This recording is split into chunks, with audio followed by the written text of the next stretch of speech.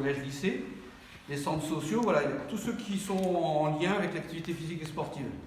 Donc ils sont présents à l'OMS. Et on développe des tas de thématiques autour du sport. Et on en a une en particulier, c'est le sport santé. Vous avez dû en entendre parler. C'était dans un premier temps un sujet à la mode et maintenant c'est un enjeu de santé publique. Hein, c'est très important. C'est devenu très important. Donc, à ISRE, on a une particularité, c'est que le sport santé, ça fait longtemps qu'on l'a initié. C'est une grande partie de ce qui se fait dans le département, ça a été initié sur ISRE. Donc il y a une structure, le comité départemental des OMS, il y a un centre ressources sport santé dont le siège est à Marseille, mais les salariés sont à ISRE. Et Cécilia va intervenir, elle est chargée de mission sur le centre ressources sport santé, qui est en même temps maison sport santé, c'est une nouveauté en France. Il y a des structures qui sont labellisées maison sport santé pour développer le sport santé sur tout le territoire, sur tout le pays. Voilà, donc moi je vous fais l'introduction. Donc il y a deux thématiques. En fait aujourd'hui c'est l'activité physique pour la santé. Donc on a d'un côté le sport, de l'autre côté la santé. Dans l'approche, c'était la même chose sur l'intervention précédente. Et c'est des mondes qui ont très peu travaillé ensemble. Il y a le monde de la santé, tout ce qui est médical, et le monde du sport d'un côté. Pendant longtemps, c'était plutôt la santé au service du sport. Ça veut dire que le sportif, il fallait qu'il soit en bonne santé pour pouvoir faire du sport, pour faire des performances. Donc c'était la médecine du sport. Une blessure, on soigne pour qu'il puisse s'entraîner. On le prépare bien physiquement pour pas qu'il se blesse, pour qu'il soit performant. Ça a été ce qui se passait en France depuis très longtemps.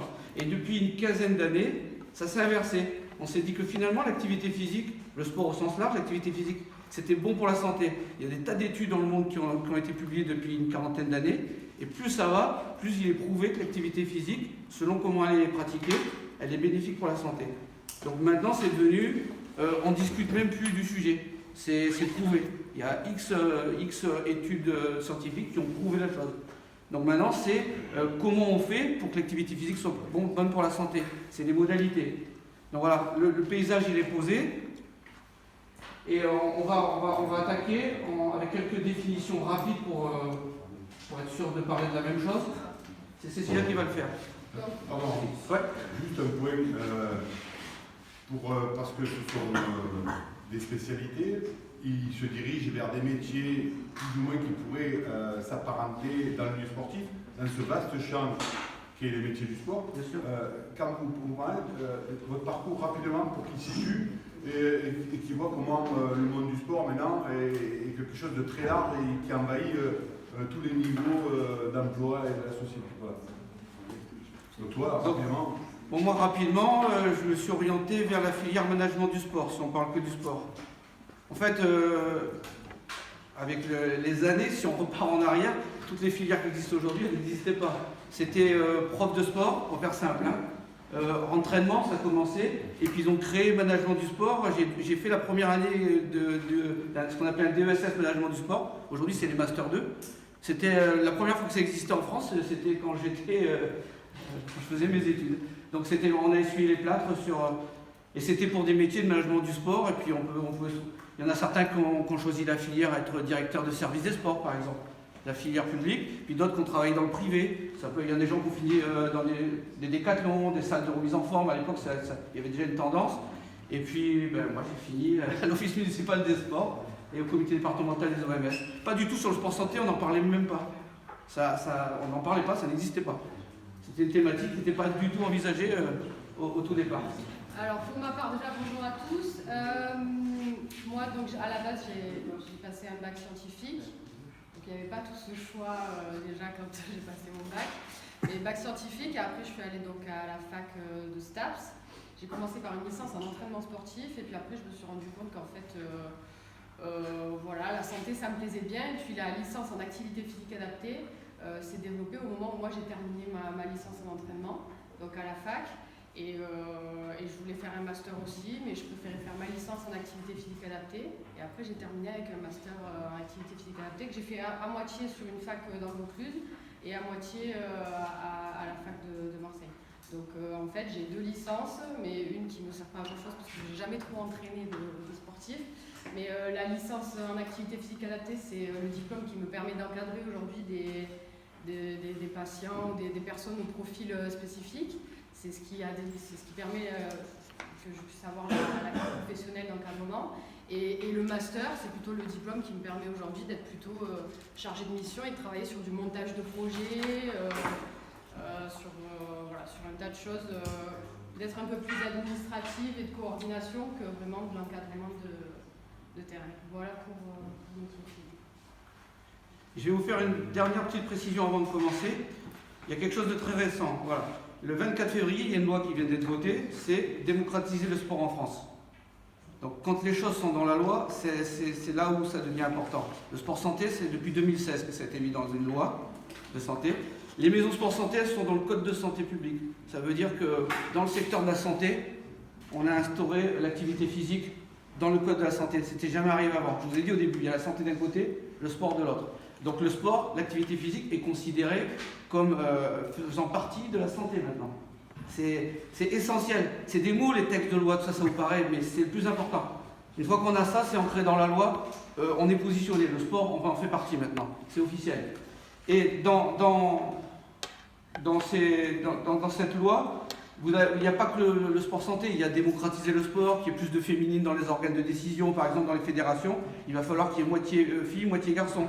À partir de 2024 au niveau national, à partir de 2028 au niveau régional. C'est pas rien non plus. C'est vraiment, il y a une vraie volonté d'ouverture. Et donc c'est un enjeu, l'activité physique c'est devenu un enjeu national, très important. Pendant longtemps en France c'était le curatif, on est malade, on soigne. Alors qu'au Canada, en Suisse, on fait du préventif. Là, on va de plus en plus, il y a une volonté de prévenir. C'est-à-dire on va faire de l'activité physique pour ne pas être malade. Et non pas d'attendre d'être malade pour se mettre à faire de l'activité physique. C'est comme pour les médicaments. Plutôt que de donner des tonnes de médicaments, peut-être qu'on peut essayer d'éviter d'être malade. Donc, et l'activité physique, c'est un des moyens. Voilà. Et on va voir ça comment. Allez, Puisqu'on va parler aujourd'hui d'activité physique et de santé, on va d'abord définir ce que c'est l'activité physique. Ça, je pense que ça doit déjà vous parler. C'est tout mouvement conduit par les muscles squelettiques responsable d'une augmentation de la dépense énergétique. Ça, ok, vous avez déjà eu un contenu là-dessus, mais on va pas revenir dans le détail. Maintenant, est-ce que concrètement, vous pouvez donner des exemples d'activité physique? Qu'est-ce que c'est une activité physique concrètement? Allez-y. Il y en a une qui est quand même évidente, il me semble. Ouais, quand on bouge, ok, mais ok, quand on bouge, quand on fait déjà une activité sportive. Quand vous faites une activité sportive, c'est une activité physique. Quoi d'autre dans la vie du quotidien? Soit on fait du sport, soit on marche. Ouais, on marche. Et ça, généralement, quand on marche, tu parles de marcher par exemple pour sortir du lycée, rentrer chez toi. Ça, nous, on le compte comme ce qu'on appelle des déplacements actifs. Dans le déplacement actif, il y a quand je marche, quand je me déplace à vélo, en trottinette, c'est tout simplement pour me déplacer, j'utilise mes muscles pour me déplacer. Ok?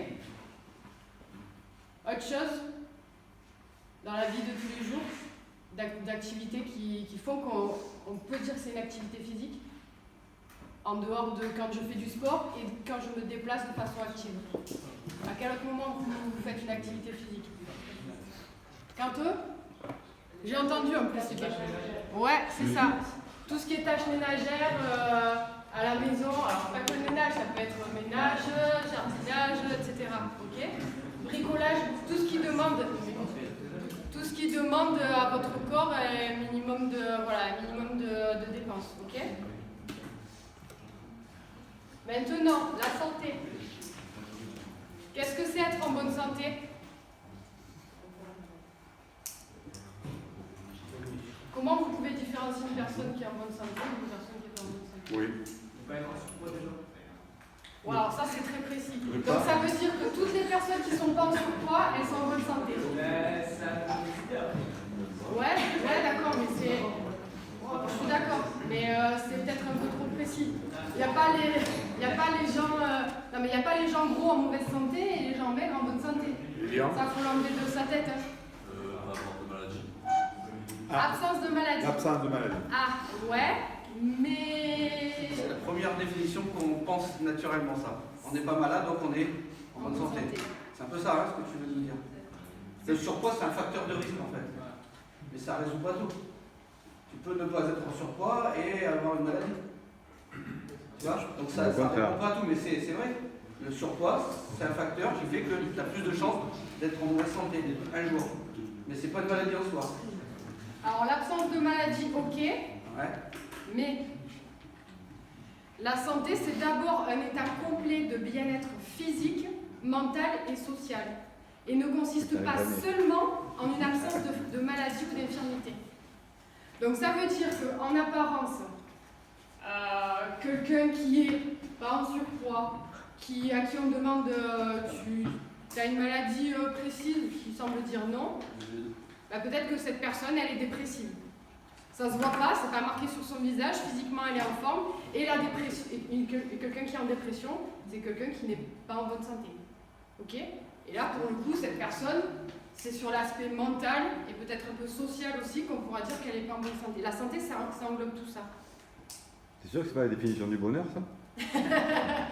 Si, mais ça peut... On a plus de chances d'être heureux en bonne santé que malade. Donc c'est un peu... Mais voilà la définition officielle pour le coup, l'OMS.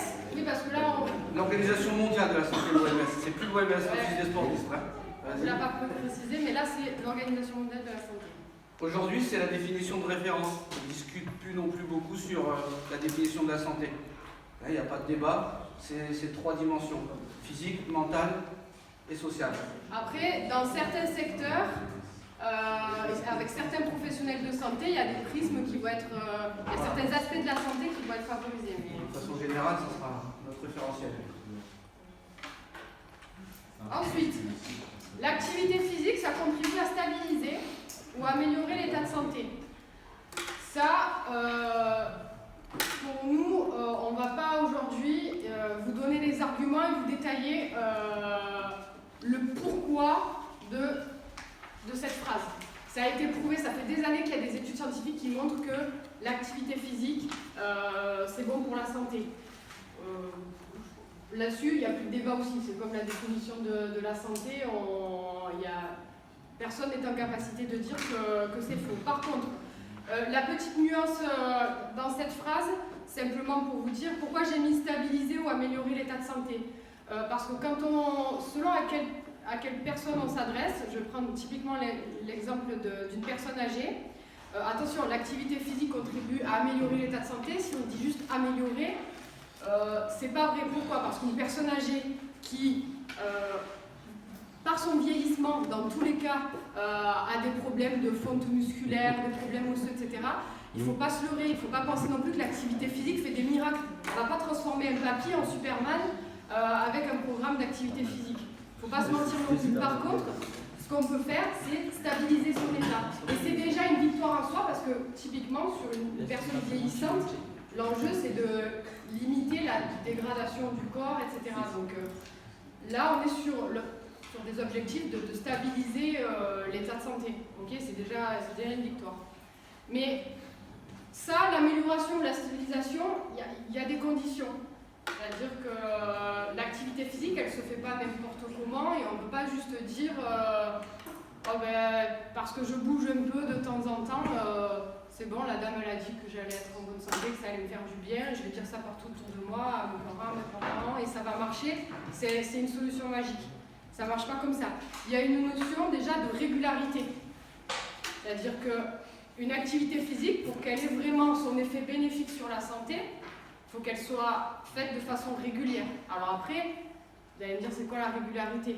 La régularité, c'est à minima de respecter les recommandations qu'on verra un peu plus tard, qui est au moins pour les adultes, pour votre tranche d'âge, parce que c'est quoi, c'est 17 ans là? Oui, c'est ça. Non, on parle de l'âge physique, pas de l'âge mental. En gros, de mémoire, les recommandations, on les détaillera tout à l'heure, c'est minimum 1 heure d'activité physique modérée à soutenue par jour. Par jour et tous les jours. Vous avez entendu? 1 heure par jour. L'activité modérée, pas marcher tout doucement pour venir au lycée. Eux, ils y sont quand même largement. Voilà, bon.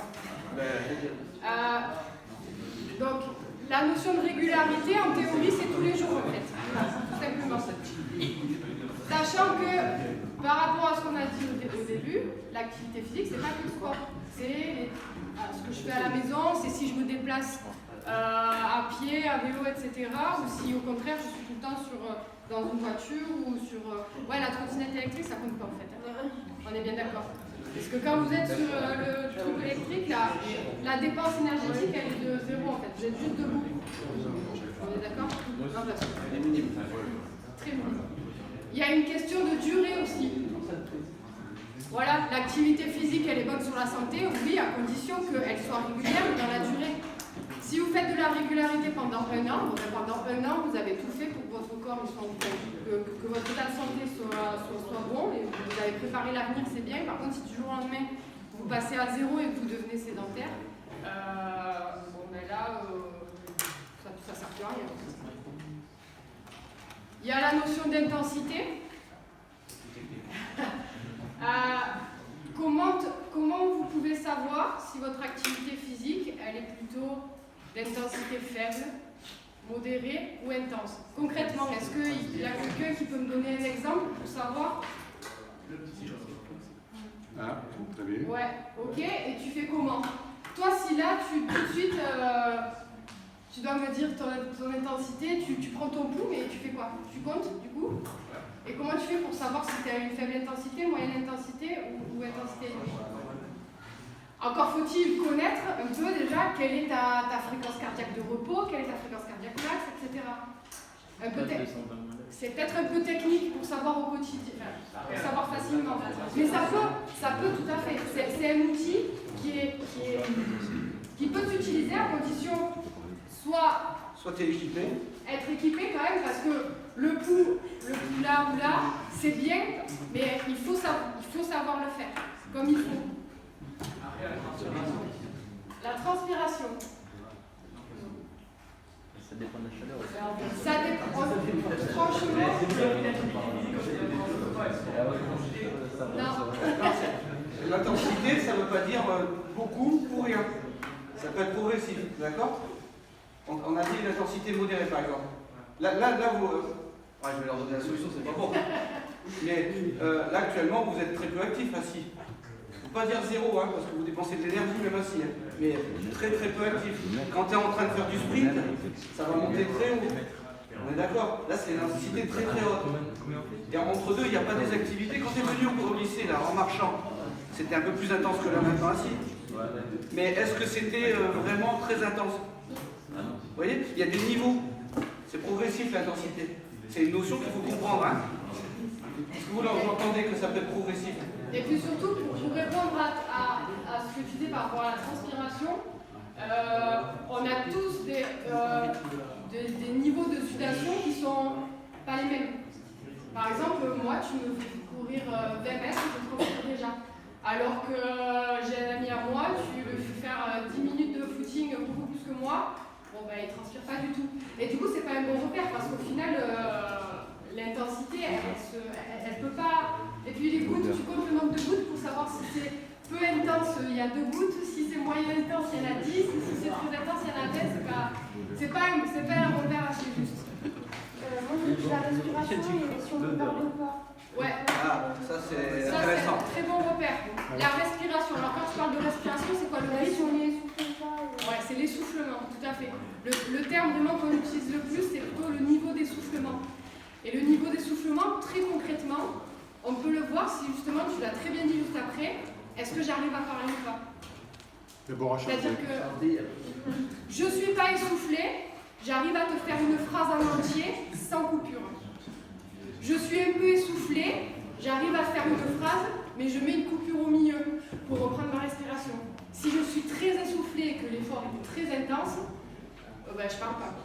Et la phrase, je te fais des mimes, c'est mieux.